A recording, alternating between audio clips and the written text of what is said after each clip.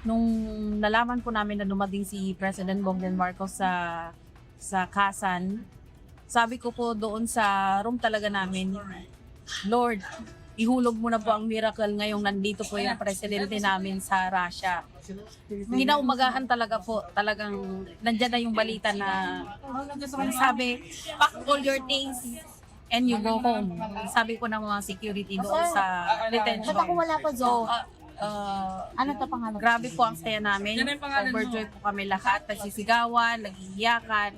Sa tuwa po na natugunan na po yung matagal po panalangin ng lahat na makauwi na po kami. Hindi inaasahan ng mga Pilipinong nakadetine sa Irkutsk, Russia na agad silang makakauwi ng Pilipinas matapos ang 9 na buwan na pagkakadetine doon.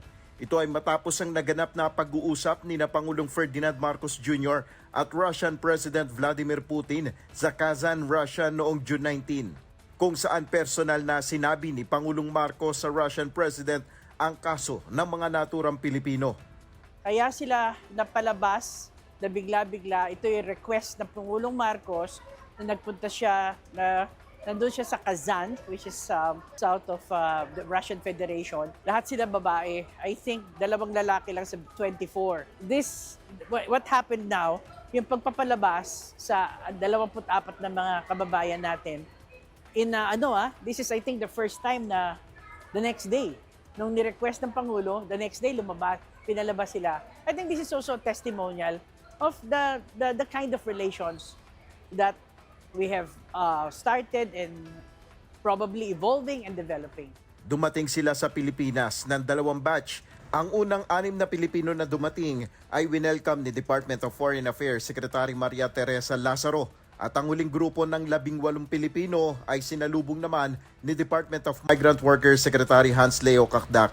Ayon kay Secretary Kakdak, ipinag-utos na ni Pangulong Marcos na tulungan ang mga nakauwing Pilipino mula sa kanilang pag-uwi sa kanilang probinsya hanggang sa matulungan sila sa kanilang paghahanap buhay.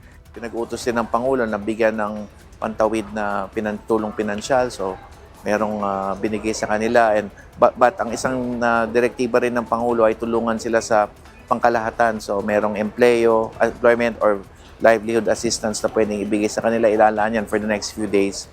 At yung TESDA training, kung pinakailangan magsanay sila sa TESDA. Ang mga naturang Pilipino ay illegal umanong nakapasok sa Russia sa pamamagitan ng sinasabing illegal recruiter. Matapos ang pagbusisi sa kaso, kinumpirma ng Russian authorities na walang anumang kaso na isinampa laban sa mga Pilipino at agad na inayos ang kanilang deportation. Nel Maribuhok, UNTV News and Rescue, Diyos ang aming sandigan, serbisyo publiko ang aming pinahalagahan.